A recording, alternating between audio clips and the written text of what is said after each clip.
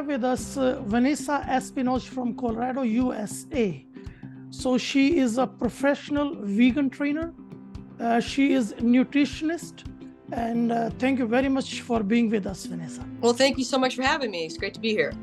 So I went through your Instagram profile, and you're a role model, and you debunk the whole theory or thought process when people say that vegans or vegetarians can't develop the muscles. So you are the example right here. So would you like to share your journey? Like, when did you become vegan, and how did you think to become a professional in this field? Yeah, so I have been vegan for over 20 years. I was a vegetarian first, and it was just something that I kind of stumbled upon myself. I've always been an animal lover, and basically one day it just clicked to me, like I love my animals so much. At the time we had dogs, cats, and horses, but then for dinner I'm eating another animal, and it didn't sit well with me. So I started doing the research and discovered Robert Cheek. He was the first vegan professional bodybuilder. And, the decision was pretty easy. I was vegetarian first, as you say, and then made the transition to veganism. But it's just something that I've been so passionate about for over 20 years and want to educate the public and educate them. You can build muscle, burn fat on a plant-based diet. And, when I started, it's just unbelievable how much better I felt. I've been an athlete my entire life, and I wanted that edge over my competition. I wanted something that was gonna, take me to the next level. And it did. I mean, like I said, I didn't get sick as often. My recovery was better. My strength was better. Like, everything they tell you is going to be the opposite. Like, it was incredible. The transition, I could feel in every aspect of playing sports. So, and at the time, over 20 years ago, I got a lot of criticism, especially playing sports. You're going to lose all your muscle mass. You're not going to be able to build, and this and that. Like I said, it was completely the opposite. I just felt better in every aspect of my life. So I've been, to this day, I'm just so passionate about educating people and leading by example. I definitely practice what I preach. I mean, I train, I take it so seriously, the way I eat, the way I train, everything. And I just want to be example for people. I mean, I personally firmly believe that peace in food leads us to peace in our thoughts. What do you think about that? Absolutely. I mean, food is energy. The highest vibrational food on the planet is fruit. When you're consuming dead animal products, you're consuming anger, you're consuming fear. When an animal is getting ready to be slaughtered, you're getting all those hormones and you're ingesting those. And that energy is so powerful, people don't realize. And, it's just something that we don't need to consume any animal products for any reason. I mean, there's no argument behind it, right? I mean, how do you reconnect your particular lifestyle as a vegan, staunch vegan, and as a vegan professional with your transformation in your thought process? Oh, gosh. That's a great question. Just like I said, just consuming, you just feel better, overall. And I think every aspect of your life changes the way you think. I mean, my thoughts are completely different to when I was a meat eater. More peaceful, more calm. It exudes from people. I feel like every aspect of my life is calmer and more compassionate. During your transition, what changes do you think? Sometimes, we change our lifestyle, we come across so much criticism and we break down. So you're a strong woman in that sense. So what changes you have seen? Just share your experiences where people either endorsed your idea of living or criticized your idea of living. Oh yeah, I mean, I've had both. I've had criticism. I mean, still get criticism. And that's okay. That's why it's so important to me that I look a certain way, that I am representing the vegan lifestyle the best of my ability. that is very, very important to me. And at the beginning, there was a ton of criticism, but in the back of my mind, I always stuck to my goal.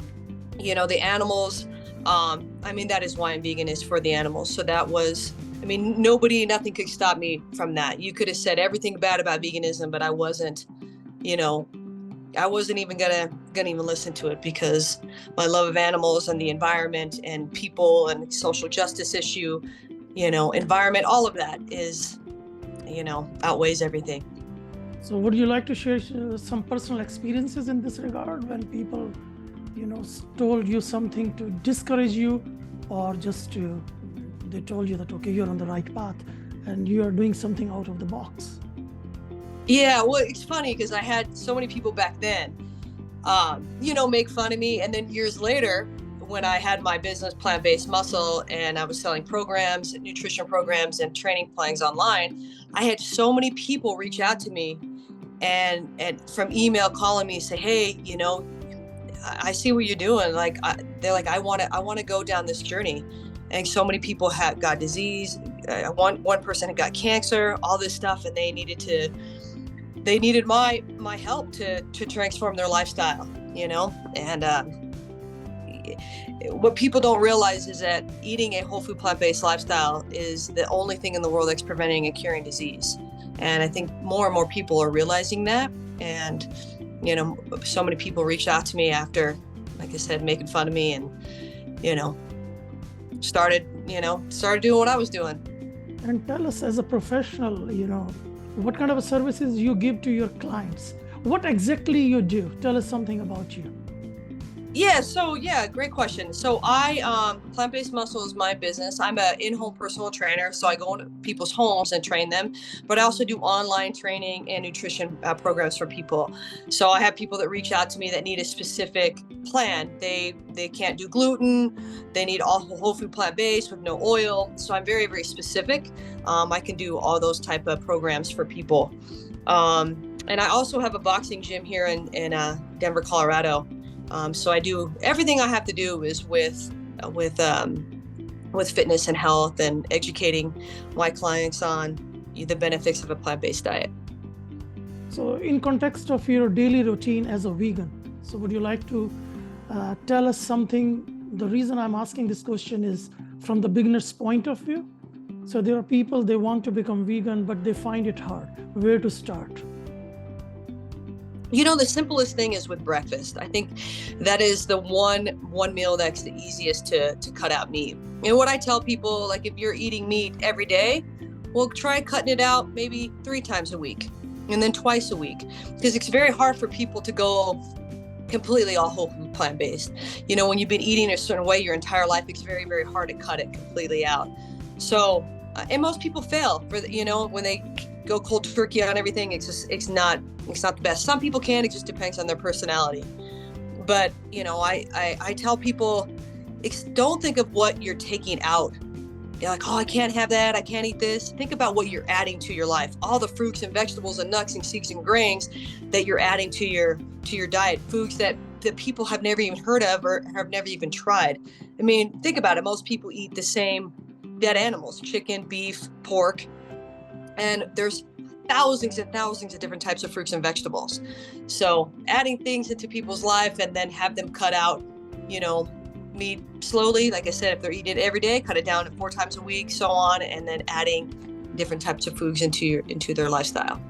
What's your thoughts on mental health is physical health?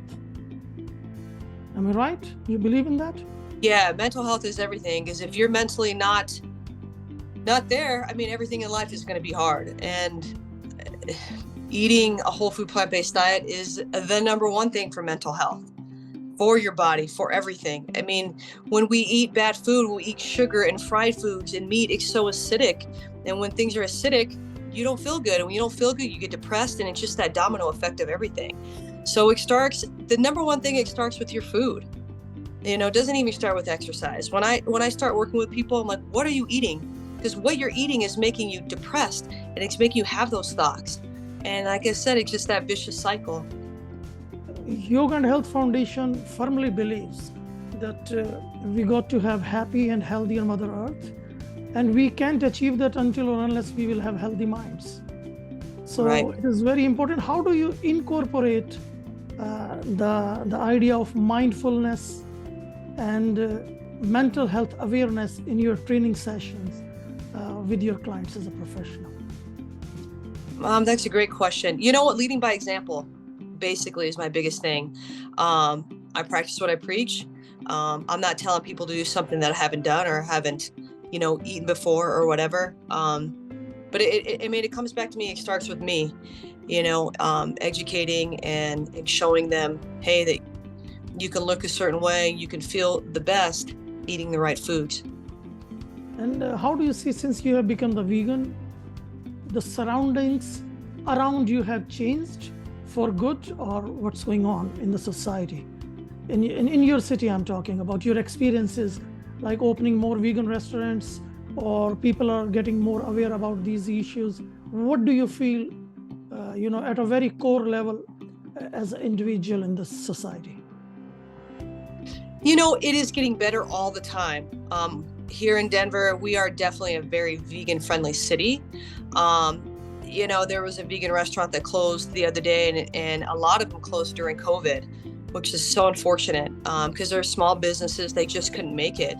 And it's devastating, but you still see all the fast food chains are still open.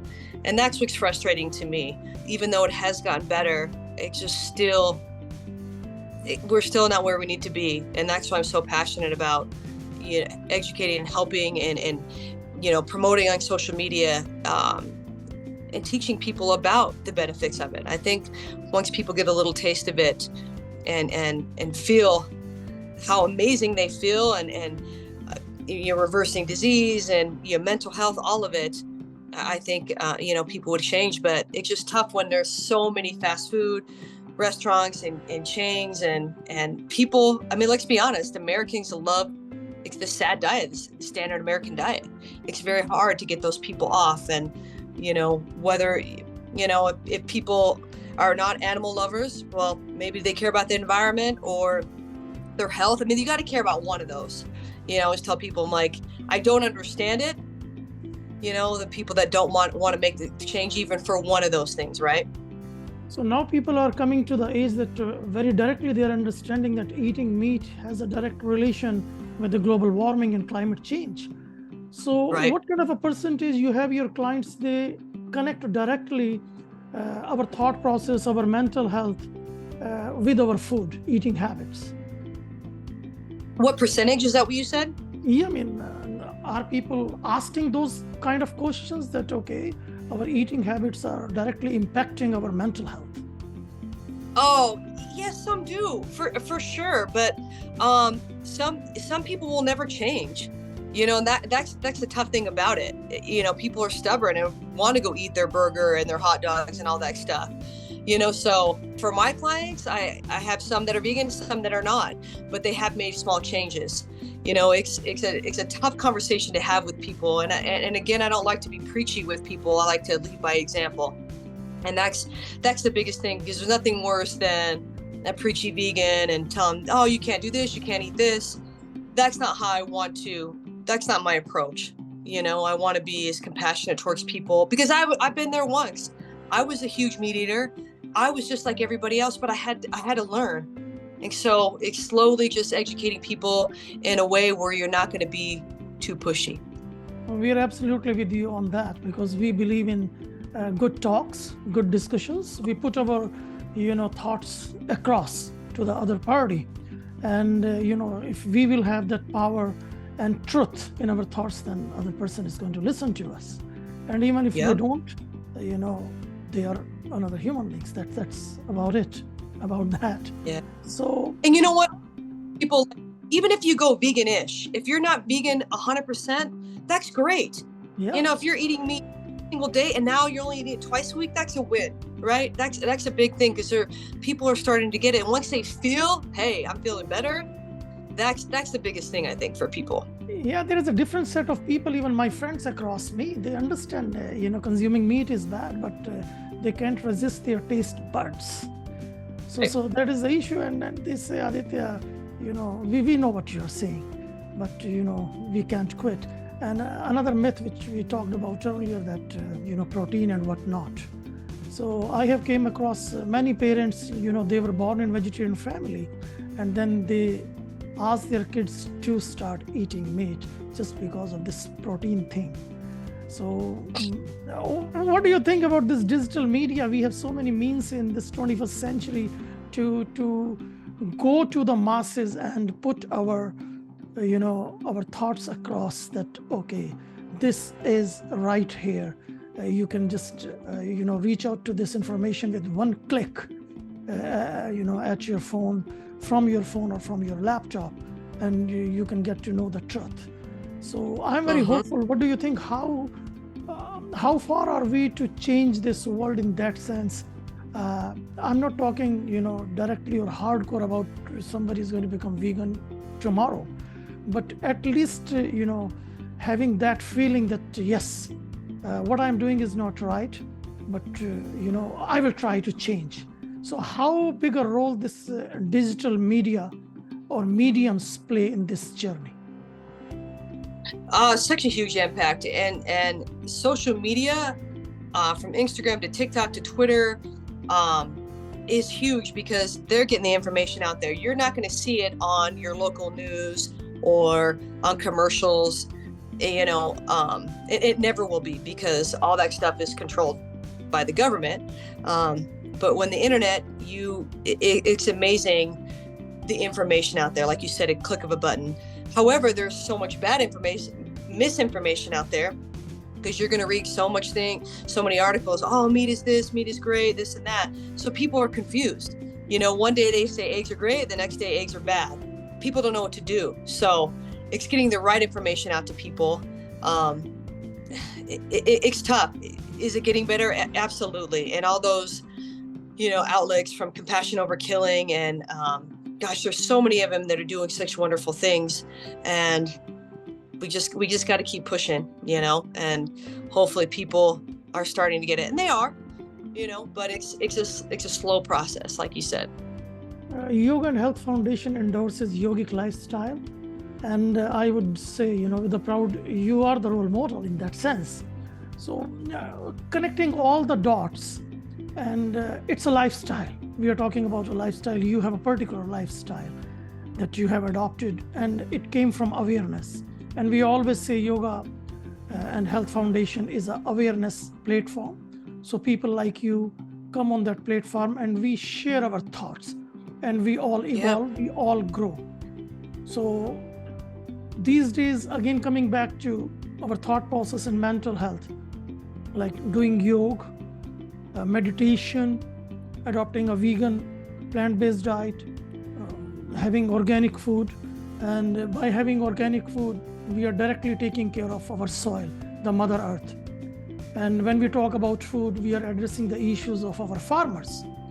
And then if we go through that journey, then we can achieve a clean, happier and greener Mother Earth. So we can address these issues.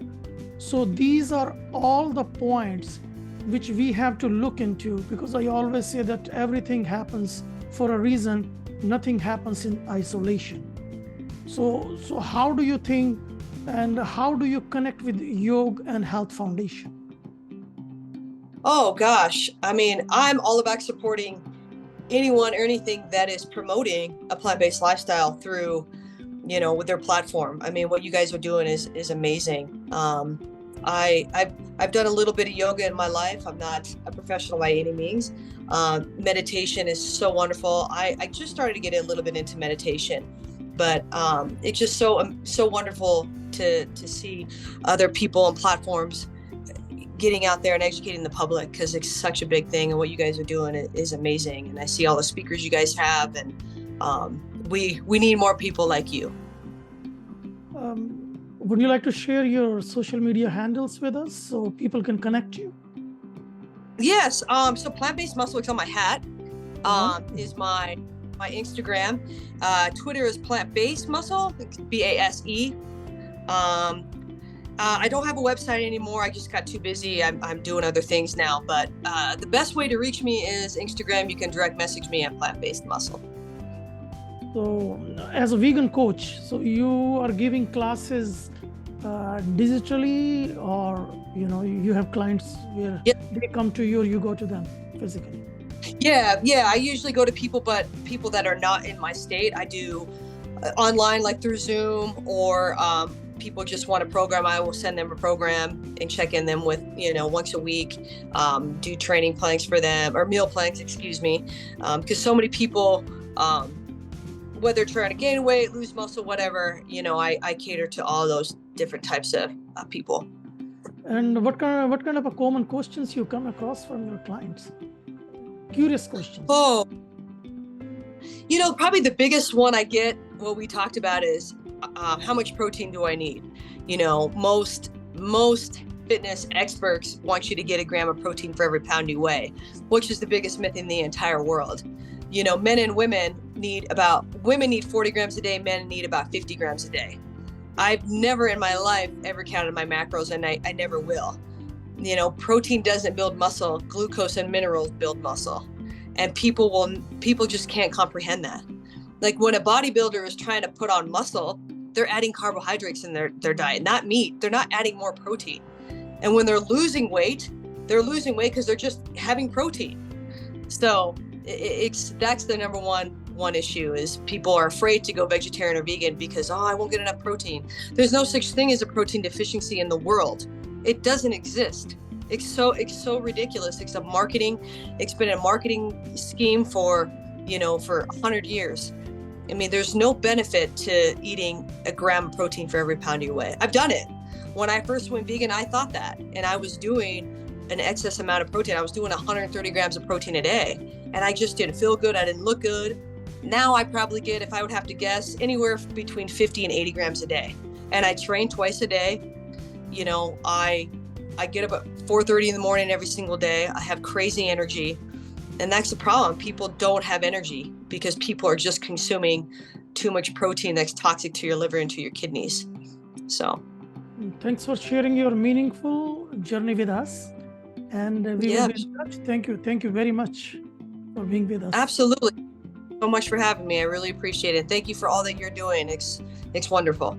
You're welcome. Thank you very much.